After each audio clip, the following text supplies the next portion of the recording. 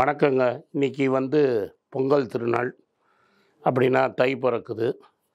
தை பிறந்தால் வழி பிறக்கும்னு சொல்லுவாங்க. இது ஏன் தை பிறந்தால் வழி பிறக்கும்னு சொல்லுவாங்கன்னா, முன்னெல்லாம் தமிழ்நாடு ஒரு அக்ரிகல்ச்சரல் ஸ்டேட்டு. அதனால் முக்கால்வாசி மக்கள் விவசாயத்தை நடப்பாங்க. இப்போது அறுவடைலாம் முடிஞ்சு எல்லாருக்கும் கையில் பணம் புழங்கும். அதனால தான் நகைக்கடை எல்லா இடத்துலையும் சேல்ஸ் நடக்கும். ஆனால் இப்போ அந்த மரபெல்லாம் போயிடுச்சு. இப்போ தமிழ்நாடு ஒரு அக்ரேரியன் ஸ்டேட் கிடையாது. இது தமிழ்நாடு ஒரு சர்வீசஸ் எக்கானமி. இந்த சர்வீசஸ் எக்கானமினா என்னென்னா, இப்போ தமிழ்நாட்டில் முக்கால்வாசி பேர் வேலை செய்கிறது அக்ரிகல்ச்சரில் கிடையாது, மேனுஃபேக்சரிங்கில் கிடையாது. இப்போ பண்ணுறது சர்வீசஸ். இப்போ இந்த கேமராமேன் ஒருத்தர் எடுக்கிறார் பாருங்கள், அவரை கேட்டிங்கன்னா அவர் சர்வீசஸ் செக்டரில் ஒர்க் பண்ணுறாரு.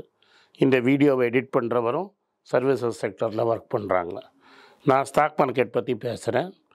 நானும் சர்வீசஸ் செக்டரில் தான் இருக்கேன்.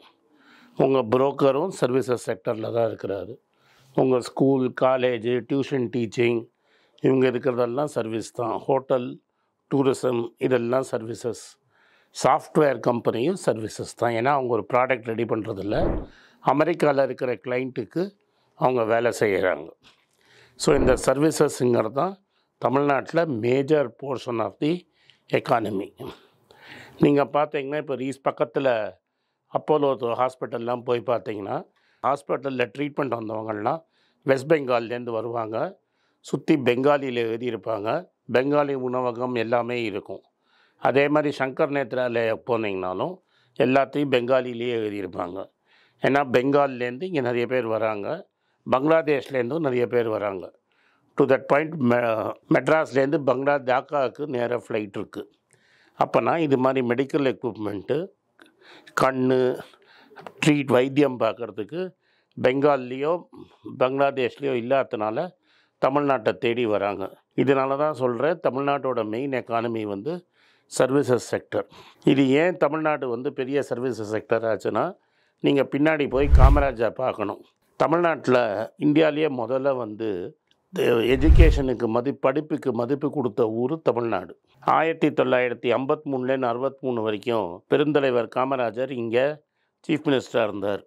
மரத்தடி ஸ்கூலு, ஒரு கிளாஸ் ரூம் ஸ்கூலுன்னு ஊருக்கு ஒரு ஸ்கூல் திறந்தார். எனக்கு எக்ஸாக்டாக மறந்துட்டேன். இப்போ ஒரு கிலோமீட்டருக்குள்ளே ப்ரைமரி ஸ்கூலு, 2 கிலோமீட்டருக்குள்ளே செகண்டரி ஸ்கூலுன்னு அந்த காலத்தில் திறந்துட்டார். அது மட்டும் இல்லாமல் எஸ்எல்சி படித்தவங்களெல்லாம் இந்த மாதிரி ஸ்கூலில் டீச்சராக போட்டார். அப்போ கூட ஒரு வாட்டி அவர் டூர் போகிறச்ச ஒரு பையன் மாடு மேய்ச்சிட்டு இருந்தான்.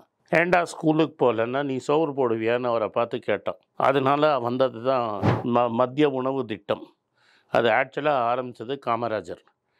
காமராஜர் ஸ்கூலில் சில ஸ்கூலில் மத்தியானம் நீங்கள் ஸ்கூலுக்கு வந்தீங்கன்னா சோறு போடுவாங்க.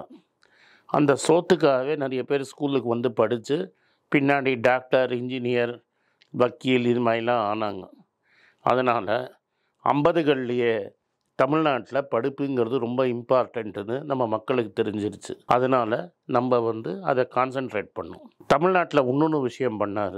நம்ம இரும்பு தொழிற்சாலை அது மாதிரி பெரிய மேனுஃபேக்சரிங்லாம் எனக்கு வேண்டான்னு அவர் நேருட்ட சொல்லிட்டார். அவர் என்ன சொல்கிறாரு, ஸ்டீல் மேனுஃபேக்சரிங் தமிழ்நாட்டில் எனக்கு வேண்டாம், சேலத்தில் மட்டும் கொஞ்சம் இருந்தது, அது பின்னாடி வந்தது.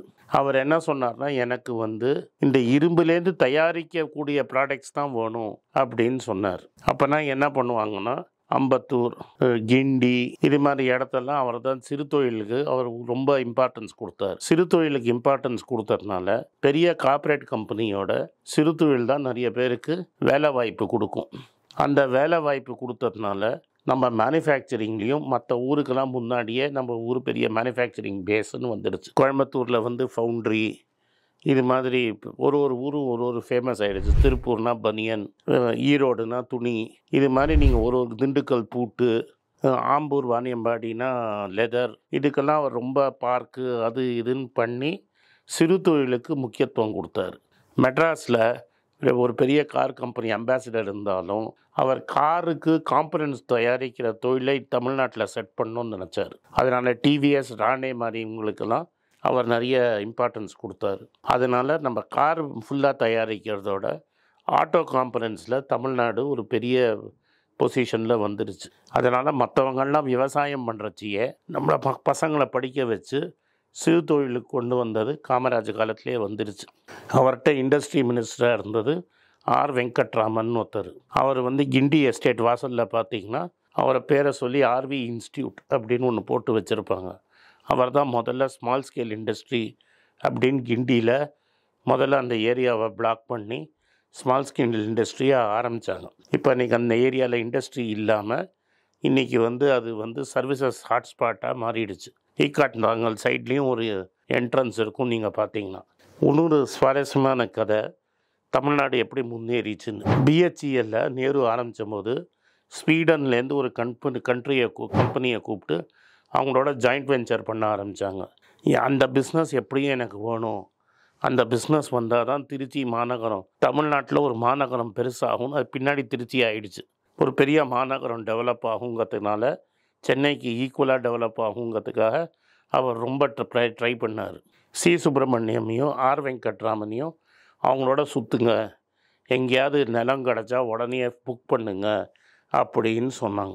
அவங்க எல்லாமே பார்த்துட்டு தமிழ்நாட்டில் இடமே இல்லை, அதனால் இங்கே ஒரு பெரிய தொழிற்சாலையை நிறுவனம் இங்கே செட்டப் பண்ண முடியாதுன்னு சொல்லிட்டாங்க. அதை வெங்கட்ராமனும் சி சுப்பிரமணியமும் காமராஜர்கிட்ட சொல்கிறாங்க, நான் வரேன், அவனை இருக்க சொல்லு அப்படின்னு சொல்லிட்டு அவர் வராரு டெல்லியிலேருந்து. உங்களுக்கு என்ன வேணும்னு கேட்குறாங்க. அவன் சொல்கிறான், ஒரு பெரிய தண்ணி நிறைய இருக்கணும், எனக்கு 300 ஏக்கர் நிலம் இருக்கணும், பக்கத்தில் ரயில்வே ஸ்டேஷன் வேணும்னு. நீங்கள் என்ன பண்ணுங்கள், திருச்சி பக்கத்தில் திருவெரும்பூர்னு ஒரு ஊர் இருக்குது, அங்கே போனால் எங்கள்கிட்ட 300-400 ஏக்கர் இருக்குது, பின்னாடி ஒரு ஆறு போகும், அதனால் தண்ணி நிறையா இருக்கும். அவங்க போகிறாங்க, பார்த்துட்டு அது பர்ஃபெக்டாக இருக்குது அப்படின்னு சொல்கிறாங்க. ஆனால் ரயில்வே ஸ்டேஷன் இல்லைங்கிறாங்க.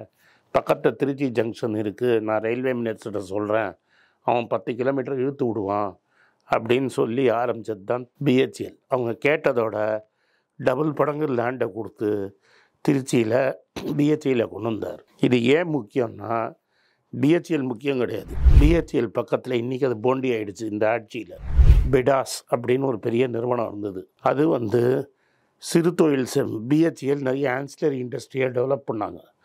அது மாதிரி 200 ஆன்சிலரி கம்பெனிகள்லாம் சேர்ந்து நாட் ஃபார் ப்ராஃபிட் கம்பெனியை அங்கே ஸ்டார்ட் பண்ணாங்க. பிஹெச்எல் வந்த உடனே அந்த ஈக்கோ சிஸ்டமில் அங்கே ரீஜனல் இன்ஜினியரிங் காலேஜ் வந்தது. ரீஜனல் இன்ஜினியரிங் காலேஜும் பிஹெச்எல்லையும் பார்த்தோன்னா இன்றைக்கி அந்த ரோடு ஃபுல்லாக இன்ஜினியரிங் காலேஜ் ஆகிடுச்சு. திருச்சிங்கிற ஊர் 2 பெரிய ப்ராஜெக்ட்னால சர்வே ஆச்சு. ஒன்று பிஹெச்எல், இன்னொன்று ஒரு ஆர்மி தொழிற்சாலை இருந்தது. ஆனால் இன்றைக்கி திருச்சி விராலிமலை பக்கத்தில் போனீங்கன்னா பல இண்டஸ்ட்ரி இருக்குது, பல ஸ்கூல் காலேஜ் இருக்குது, ஒரு பெரிய இன்டர்நேஷ்னல் ஏர்போர்ட், பெருசு கிடையாது, ஒரு இன்டர்நேஷ்னல் ஏர்போர்ட் இருக்குது. துபாய், சிங்கப்பூர், ஸ்ரீலங்கா இது மாதிரி எல்லாம் போகுது. இதெல்லாம் முன்னாடியே நம்ம முன்னோர்கள் பண்ணதுனால வெறும் அக்ரிகல்ச்சரை நம்பி நம்ம மக்கள் இருக்க முடியாதுங்கிறதுனால அன்றைக்கே ஸ்கூல் புஸ்தகம்லாம் கொடுத்ததுனால, இலவசமாக சோறு போட்டதுனால இன்றைக்கி தமிழ்நாடு கம்ப்ளீட்லி லிட்ரேட் ஸ்டேட் ஆகிடுச்சு. அது மட்டும் இல்லாமல் 100 பேரில் 100 பேர் 12ஆம் கிளாஸ் பாஸ் பண்ணாங்கன்னா 60 பேராவது காலேஜுக்கு போகிறாங்க.